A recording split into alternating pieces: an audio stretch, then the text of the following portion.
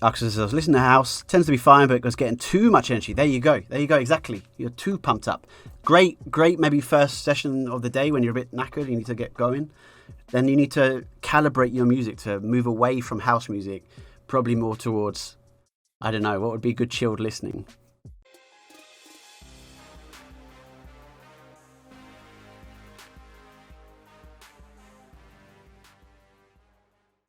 So, Nana goes through a raise pre, 2.3 BB, checks the flop, bets the turn, half pot, checks the river.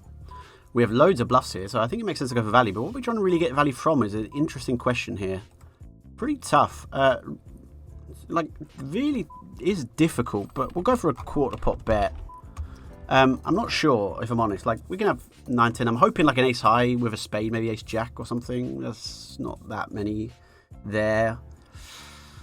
Jacks doesn't make too much sense. And maybe jacks checked and then delayed bet turn.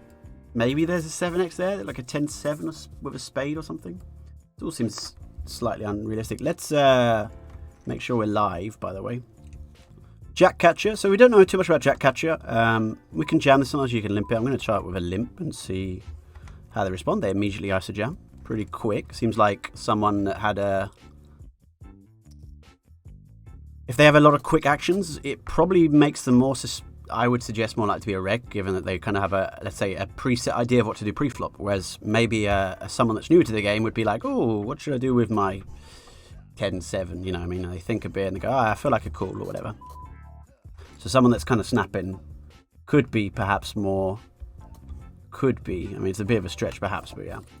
10-5 off I think would be close. I'm going to fold this one.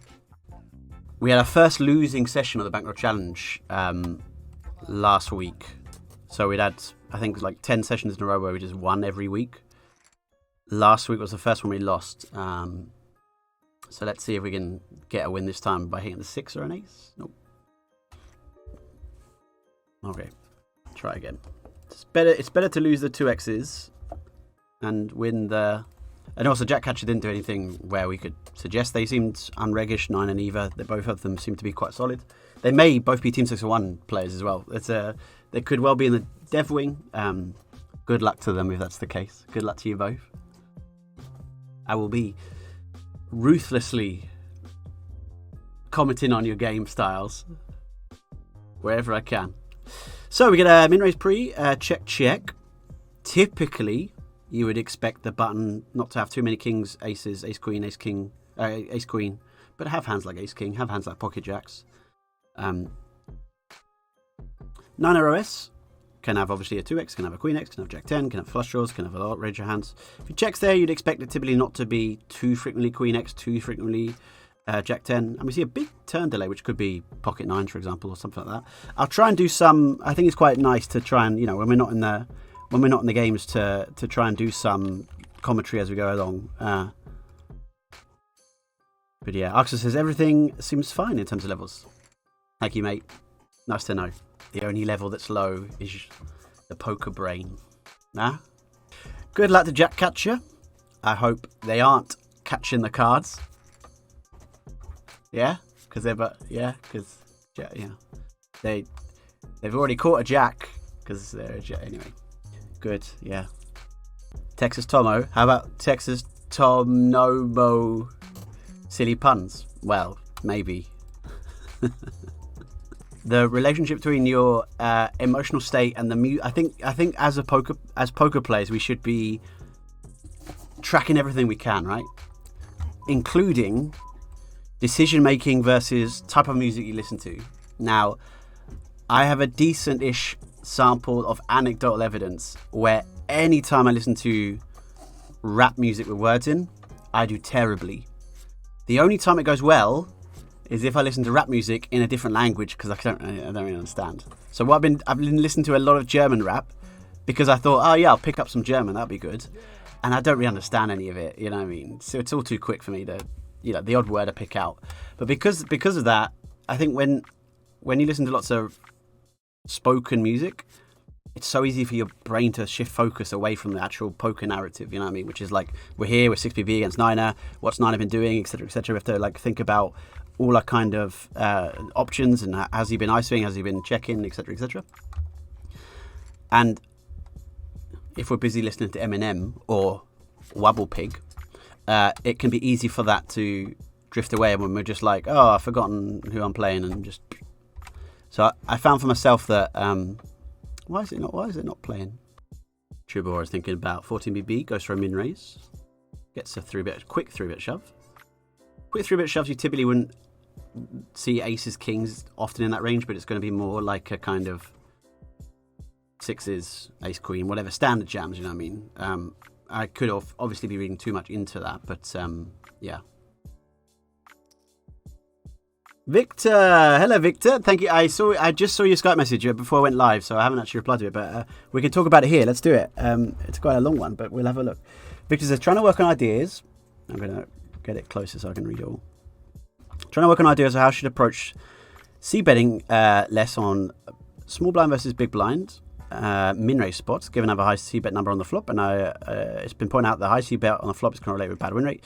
Doesn't make sense trying to refer, I guess you meant to say, to the solver and see which kind of high cards on the flop show the same EV for both actions, checking or betting, and then try to start playing those high cards more passive from the flop. So Victor, what I would suggest, because I was kind of trying to formulate a response, and I thought I'll do it post Twitch. My suggestion was going to be try and look, rather than look for like specific hands and think, oh, maybe I'll be c-betting over the cards. Try and look at more the boards, because there'll be some boards which I think will be surprisingly low c-bet. Let's just take a quick moment to say thank you to Stock42 for subscribing. Stock, it's your 12 months. Let's jump back to Victor. So, Victor, I would say go for the flops and look at the boards in which there's high c-bets and low c-bets. And what I suspect is, rather than try and pick out individual hands, because it's quite challenging, right? Because every board has the same sort of pattern. You don't typically, in a blind v blind spot, see the very bottom of your range ever c-betting. And then you see a mixture of like all kinds of blocker effects and top of the range, etc., etc. The dynamic aspect of the flop means different sizes. Again, doing this, we need to fix that. This, by the way, is now 4 in a row we've lost. And I would say look for boards which maybe you think are being heavily c-bet, but aren't actually that c-bet. In blind v blind especially, there's a fair amount of, oh, is this a 10x? It's a 10x! Ooh. 10s in a 10x. Well, this is actually a giveaway. Well done, everybody. You're getting $10 here. Let's get the giveaway going. Alright. We're going to just jam the 10s first, and then we're going to hopefully not immediately go bust. Call the queens. Good like us. Oh, dear. Well, the heart? Nah. That would have been good, but wasn't to be. So, yes, Victor, I would say, yeah, look at that. And I think, especially I was going to say, there are some boards, such as like A-side boards, for example, which are typically go, oh yeah, range c-bet, let's go. And actually in a lot of those spots, especially in blind v blind, where there's not actually that much ace-x in either opponent's range, that could be a spot where maybe we're just, by default, slightly over c-betting. And then I would say, yeah, I personally wouldn't say it's too much of a problem c-betting value / equity kind of hands, but it might be that if you're just over c-betting bottom of the range on certain boards, that is an easy way, I think, to just cut it down. So, like, you know, if the board is queen 10-8 or something, and you just c-bet 6-5 off in a min-raise pot blind v blind, it's probably not going to be very successful, and you're like, yeah, I'll just triple barrel it, but it probably, I think, against certain opponents, may just be better to straight away give that up on that kind of middling board, any two-tone board, etc., etc. So, let me know if that makes sense, Victor.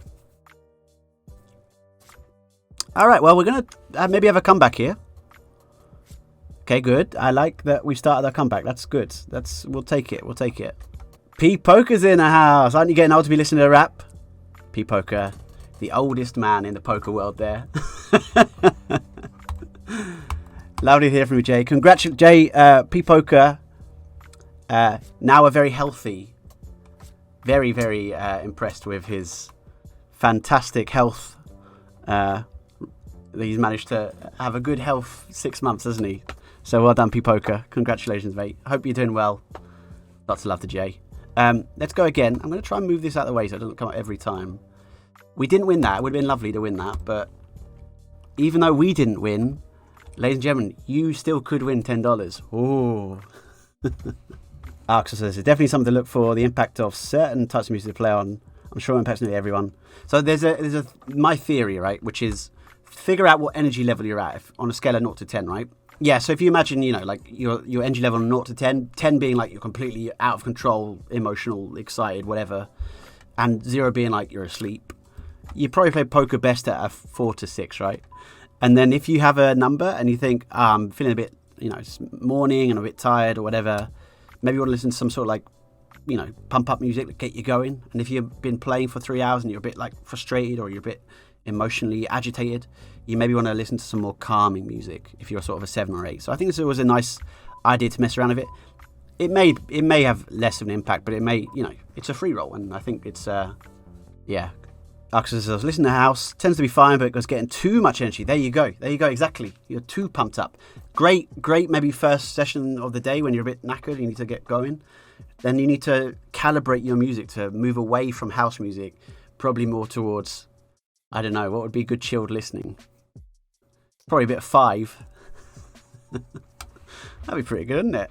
All right, a better jam. This is going to be a cool. I don't know, Real McCool. We haven't seen Real McCool before, so close. Let's hope they both got Ace Queen. That's good enough. That's what we were kind of hoping for.